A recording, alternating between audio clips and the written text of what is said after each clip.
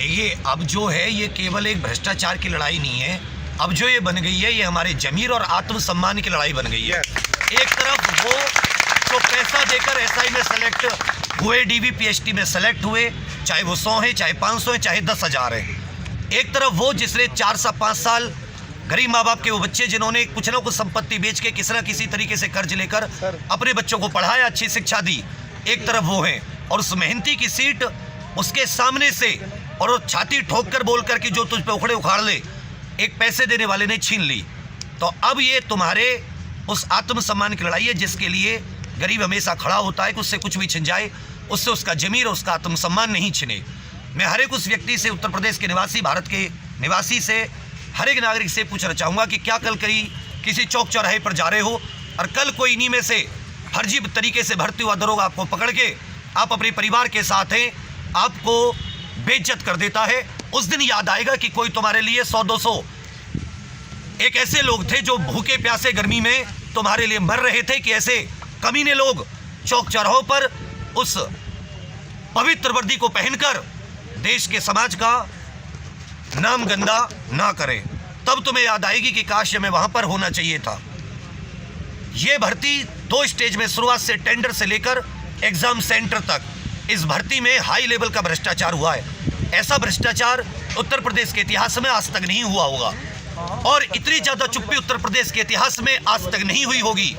2017 का वो समय था, केवल एक जगह ऑनलाइन लीक हुआ था, केवल एक जगह एक फोटो आया था। भर्ती प्रक्रिया को रोककर पूरी जांच हुई तो पता चला कि हर एक centre UP STF, Amitabh yes उस समय एसटीएफ को लीड कर रहे थे।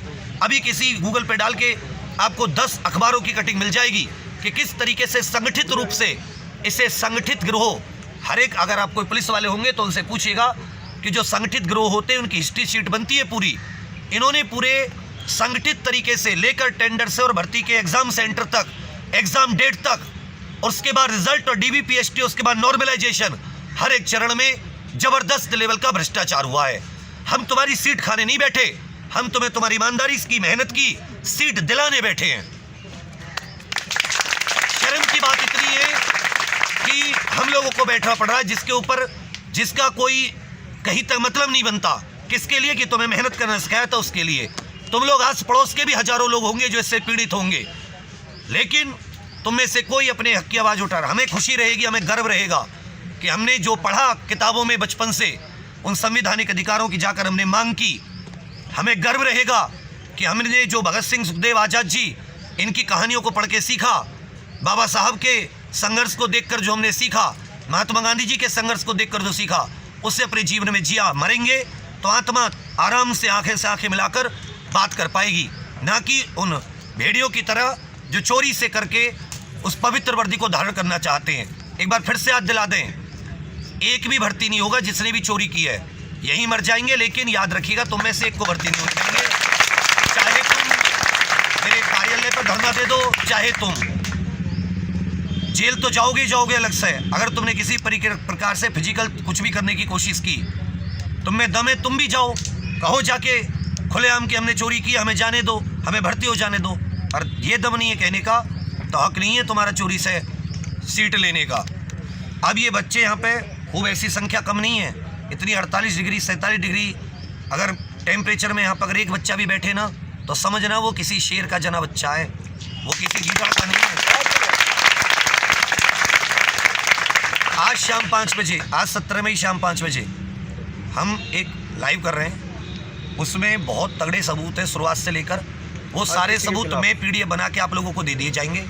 सब उस पर एक बार चर्चा कर लीजिएगा। लगे कि भ्रष्टाचार है तो कल सुबह यहाँ पे आ जाइएगा, नहीं तो कल हम लोग उठ जाएंगे। जब आप अपने लिए नहीं लड़ सकते तो तुम्हारे लिए हम भी नहीं लड़ सकते।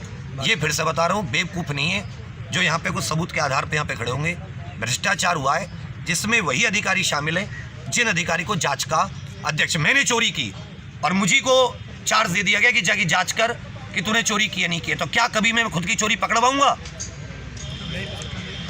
अरे तो कोई अंधबुद्धि व्यक्ति भी जानेगा कि खुद कोई चोर अपनी चोरी नहीं पकड़वाता। चोर खुद चोरी की बात बता देता तो पुलिस की जरूरत क्या थी? और बड़े से बड़े अधिकारी, और इसमें हो सकता है बड़े से बड़े नेता भी शामिल हों, और इसका शाम 5 बजे हम लोग पर्दाफाश करेंगे। आप ये जितना भी, जहाँ भी, जिस भी चैनल वीडियो पे आप देखो, सब लोग शेयर करना। अहम बात, ज़्यादा से ज़्यादा शेयर, ज़्यादा से ज़्यादा, ये तुम्हारी ही लड़ाई है। मतलब कि ये सबसे ऊपर हो आज, ये चीज़ आज भारत में सबसे ऊपर होनी चाहिए, क्योंकि ये मूल अत्याचार है, न कि दूसरी बात। उसको सुनिएगा, उन सबूतों को देखिएगा। कोई आपका प्रेस में हो, कोई आपका मीडिया में हो, तो उनसे ज़रूर कहिएगा कि वो आज शाम 5 बजे हमारे यहाँ आके इको गार्डन में धरना स्थल पर वो हमारी एक लाइव प्रेस कॉन्फ्रेंस, ये पर्दाफाश भ्रष्टाचार, ये लोग ज़रूर देखें। तो उम्मीद करेंगे कि आप सभी लोग इसमें साथ हैं और अपने माँ बाप से एक बार बात कीजिए और मेरी बात उन्हें सुनाइए।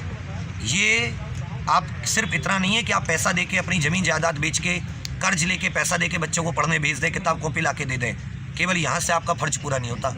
अन्याय हुआ है साफ साफ, ईमानदारी का दम भरने वाली सरकार में कहो घोर अन्याय। इतना अन्याय कि रात को 12 बजे 10 महिलाएं 50 लड़कों को उठा के बाहर फेंक दिया जाता है। आतंकवादी नहीं थे, शांति से, इतनी शांति से तो आज तक इसी को गार्डन में कोई धरना नहीं हुआ होगा।